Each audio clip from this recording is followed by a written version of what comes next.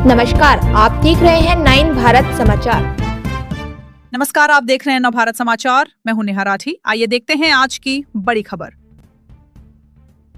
नगर पालिका परिषद मसूरी की बोर्ड बैठक आज नगर पालिका सभागार में अध्यक्ष मीरा सकलानी के नेतृत्व में आयोजित की गई, जिसमें विभिन्न प्रस्ताव पारित किए और शहर के विभिन्न कार्यों के विकास कार्यों को लेकर कई प्रस्ताव पर मुहर लगाई गई। वहीं पालिका की आय व्यय का ब्यौरा भी सदन में लाया गया। नगर पालिका क्षेत्र के अंतर्गत भवन कर का समय पर भुगतान न होने पर 20% की वृद्धि का प्रस्ताव सदन में लाया, जिस पर पालिका सभासद गीता कुमाई द्वारा अपना विरोध दर्ज किया, जिस पर सभासद अध्यक्ष के बीच तीखी नोकझोंक भी हुई। इसके बाद बैठक में तय किया गया कि लंबित भवन कर पर 10% वृद्धि का प्रस्ताव पारित किया गया। वहीं एक अन्य प्रस्ताव व्यापारी वर्ग के लाइसेंस निर्गत करने को लेकर सदन में लाया, जिस पर सभासद गीता कुमाई द्वारा अपनी कड़ी आपत्ति दर्ज की गई और इसे व्यापारी और शहर के लोगों पर आर्थिक भार बढ़ाने की बात कही। नगर पालिका अध्यक्ष मीरा सकलानी ने कहा कि बोर्ड बैठक में कुल 16 प्रस्ताव सदन में ले गए, जिस पर सभी सभासदों ने अपनी सहमति व्यक्त की। इसके साथ ही नगर पालिका की आय व्यय का ब्यौरा भी प्रस्तुत किया। उन्होंने कहा कि शहर को व्यवस्थित रखने के लिए नगर पालिका हर संभव प्रयासरत है। सभासद गीता कुमाई ने कहा कि एजेंडा में विकास के कार्य अधिक होने चाहिए थे, लेकिन निर्माण कार्यों को लेकर उन्होंने पालिका अध्यक्ष का आभार व्यक्त किया, लेकिन एजेंट को जनता का शोषण करना भी बताया। उन्होंने कहा कि पालिका द्वारा व्यापारियों के लाइसेंस निर्गत करना तर्कसंगत नहीं। इसके अलावा 20% भवन कर में वृद्धि का भी उन्होंने विरोध किया और आम जनता पर आर्थिक बोझ कम करने के लिए पालिका में पैरवी की है।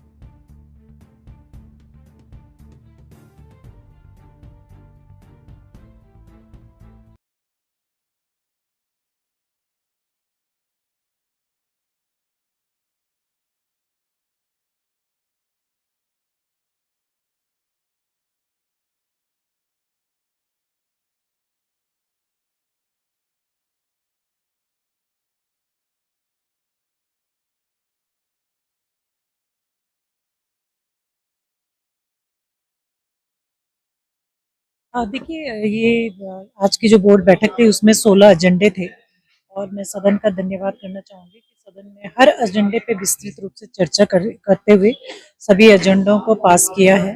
मुख्य रूप से बजट को लेकर के आज की बैठक आयोजित की गई थी और जिसमें बजट भी जो सदन के समक्ष रखा गया है उसमें सभी मुद्दों को सदन की सहमति मिली है। 31 मार्च को हमारा जो पार्किंग का जो टेंडर था वो समाप्त हो रहा है और इसके बाद में बोर्ड ने सहमति दी है कि वहाँ पे एक पालिका बाजार का निर्माण किया जाए।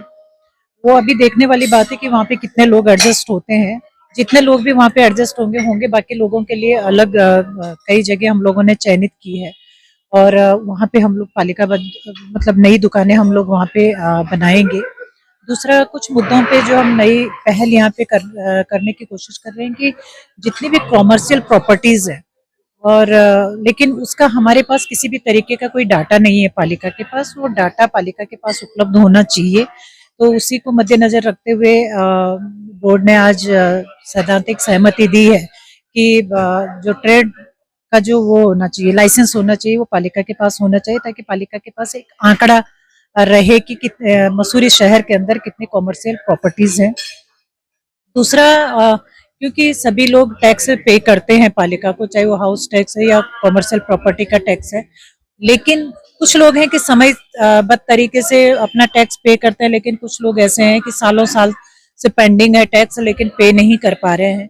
आज सदन की स्वीकृति मिली है कि उस पे भी हमको पालिका को गंभीरता से सोचना चाहिए और जो समय पर पे नहीं कर रहे हैं उनके ऊपर कुछ पेनल्टी लगनी चाहिए। वो 10% पेनल्टी उनके ऊपर आज सदन ने तय किया कि 10% पेनल्टी उस पर लग। 15 दिन के अंदर, मैंने जैसे बोर्ड के अंदर भी कहा है कि 15 दिन के अंदर जो चाहे हमारी रोडों की स्थिति है, चाहे हमारे शौचालयों की स्थिति है, जो सही नहीं है उनको दुरुस्त किया जाएगा।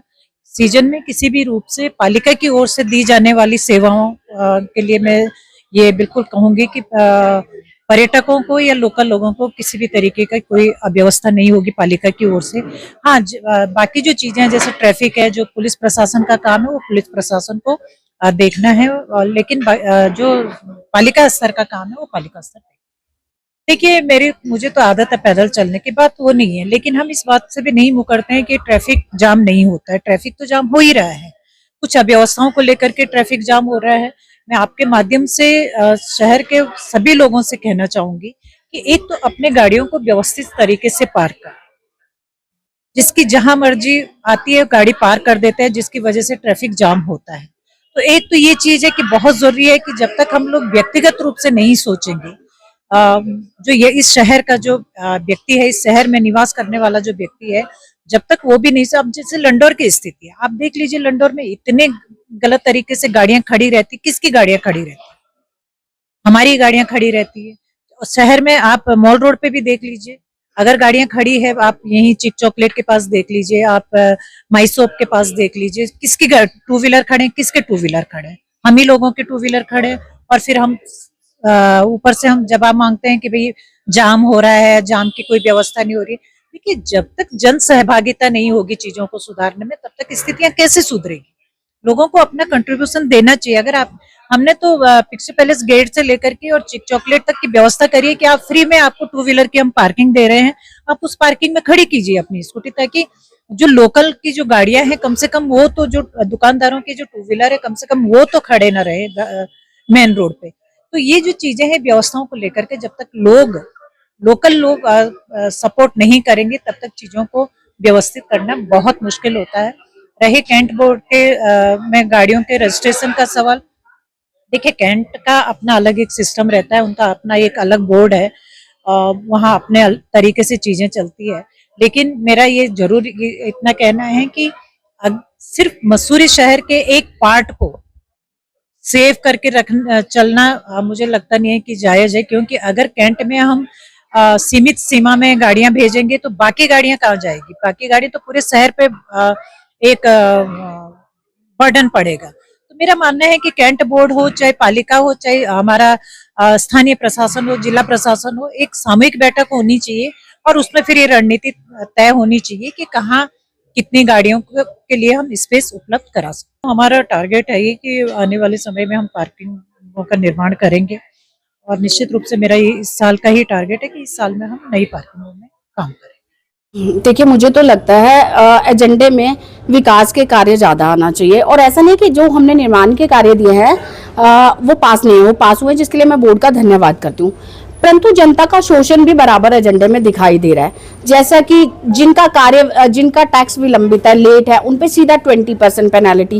पूर्व में भी बोर्ड में क्या करा गया कि लोगों का किराया बढ़ा दिया, क्या वो भी एक अच्छी परसेंटेज 10% के लगभग किराया बढ़ाया गया।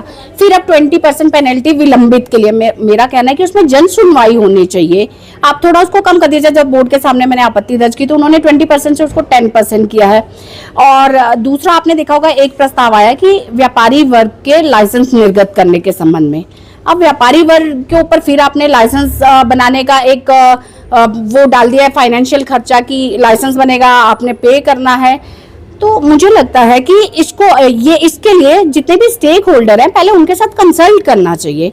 इस तरीके की लाइबिलिटी, हमारी जो नगर पालिका की आर्थिक रीढ़ की हड्डियां हमारे व्यापारी हैं। जब भी आपने देखा होगा, पहले कोविड आया, कोविड के बाद आपदा आई, आपदा के बाद अब आप बहुत सारे रेस्टोरेंट या ऐसी जगह पे जाके देखिएगा, आम जनमानस भी सिलेंडर के लिए परेशान है।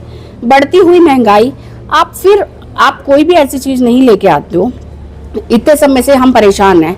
लोगों की पेंशन नहीं हो पा रही, आय प्रमाण पत्र नहीं बन पा रहे हैं। ऐसी चीजें जो कि होनी चाहिए, उनके ऊपर कोई चर्चा नहीं होती है, और जो गलत हो रहा है। इसी के साथ साथ आपने देखा होगा कि पूर्व में हर बार ये कह दिया जाता है, मैं आपके माध्यम से ये स्पष्टीकरण देना चाहती हूँ कि जब भी मैं इस चीज को लेकर आवाज उठाती हूँ, इस कंपनी के द्वारा इनकी कार्यशैली के ऊपर, स्वच्छता को लेकर जो काम हो रहा है, जगह जगह रोज सोशल मीडिया पे गंदगी की फोटो आती हैं। मेरे द्वारा 28 फरवरी को इस कंपनी की कार्यशैली और अनुबंध को लेकर एक लेटर दिया था, जिसका कोई जवाब नहीं आया। उसके बाद 16 मार्च को फिर मैंने लेटर दिया, उसका भी जवाब नहीं आया। तो आज जब मैंने बोर्ड में फिर से पूछा कि पूर्व में कंपनी द्वारा 30 रुपए की जगह 200 रुपए चार्ज किया गया था, आज 50 रुपए की जगह 150 रुपए यानी कि तिगुना चार्ज किया जा रहा है। तो मुझे बोर्ड में अध्यक्षा महोदया जी द्वारा चुप करा दिया जाता है कि ये एजेंडे से जुड़ा नहीं, ये जनमानस से तो जुड़ा हुआ है। जनता का शोषण हो रहा है।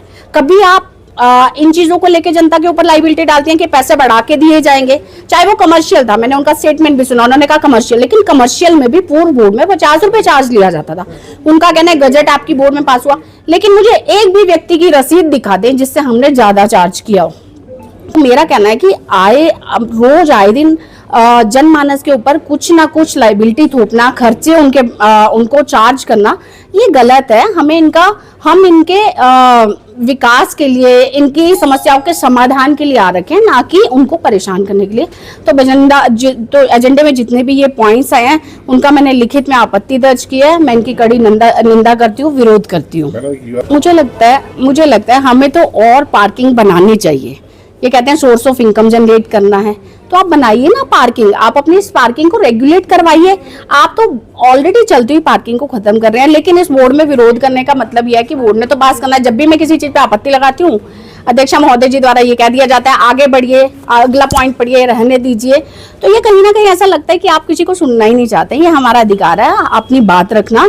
और जहां तक वेंडर्स का मामला, मैंने उसमें एक लंबे समय से मैं उसमें अपना कोई बात रख ही नहीं रही हूँ। मुझे लगता है वेंडर्स को भी गुमराह किया जा रहा है और पार्किंग को लेके भी कोई सुनियोजित योजना नहीं है। अब आपने कहा कि तिब्बती मार्केट के नीचे हम वेंडर्स के लिए वो बनाएंगे।